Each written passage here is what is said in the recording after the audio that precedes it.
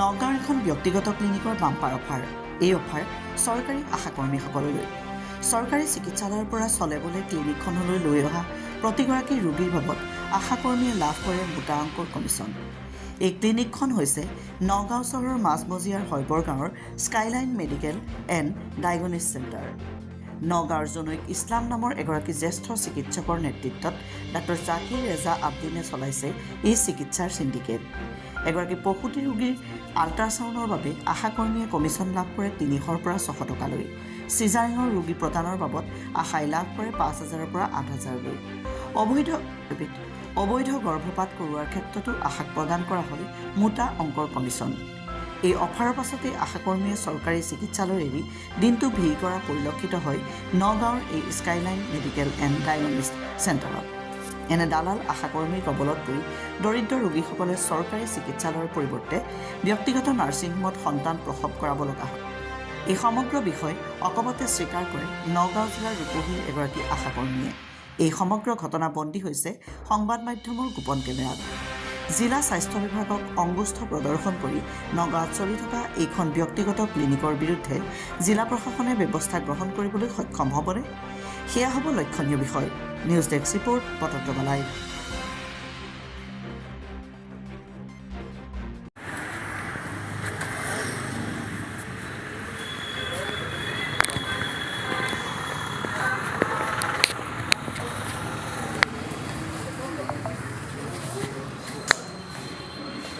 আপুনি আশা কৰ্মী হয়? হ্যাঁ, ক'ত ঘৰ আপোনাৰ?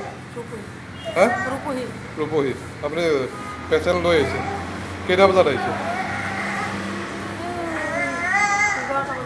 11টা বজাত। এতিয়ালৈকে আপোনাক হেৰি কৰাই নাই? আহি আছে ছাৰ। অঁ, চাব।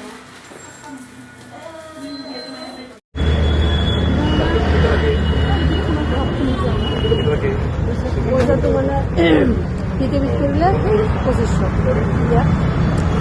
ইয়াত চাৰে কিমান লয় নাজানো। আপোনাৰ পৃথিৱীত কৰা হ'ব কৃষ্ণবৰা ক'ত কৰে? কৃষ্ণবৰা। এতিয়া এটা প্ৰথম আহিছে। এইটো কি বোৱাৰী মানুহৰ লাজ নে ছোৱালী মানুহৰ? বোৱাৰী মানুহ কিয় লাজ কৰে ন? সৰু সৰু 3টা বাচ্চা। অঁ, মিছ নোহোৱাকৈ থাকিব। বাৰীত থাকিব পাৰে জানো?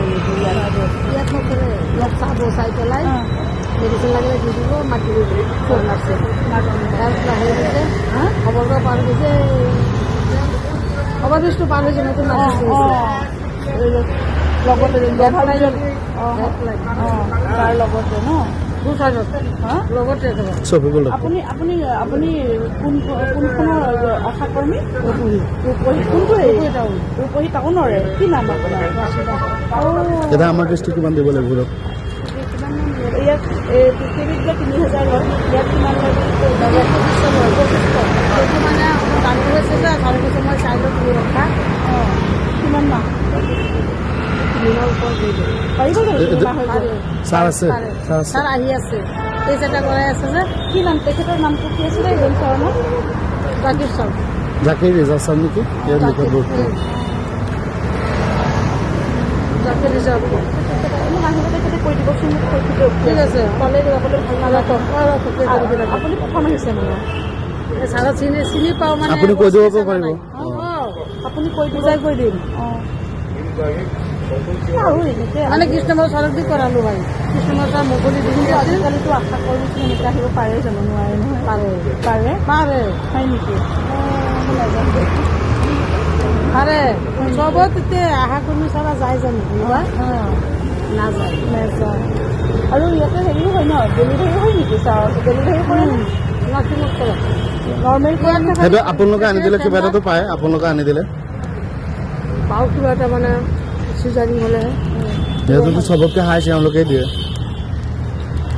নগাঁও। পেচেণ্টৰ লগত যদি দিনটো ছাৰে ল'ব পাৰে দিব, যদি নহয় তেতিয়াহ'লে নিদিয়ে। আগতেতো হেৰি কৰিব লাগিব, ষ্টাফ আছে।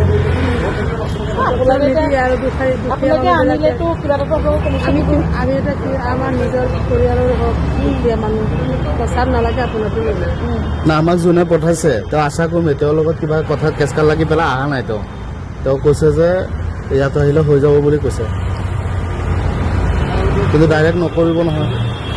নাচাব চাব বিয়া নোহোৱা মানুহ চাব মানে নাই নাচায় ক'লেই হ'ল কথা পাতিবলৈহে আহিছে কথা পাতি পেলাই মিলাই চিলাই খৰচা গম পাই পিছত লৈ আহিব ছাৰে ডেটটো দিব ছাৰে টাইমটো দি দিব কেতিয়া আহিব ঠিক আছে হ'ব ছাৰৰ পৰামৰ্শখিনিহে ল'ব ঠিক আছে ছাৰ আহিলে আপোনাক সোনকালে কৈ দিব আমি ইয়াতে আছোঁ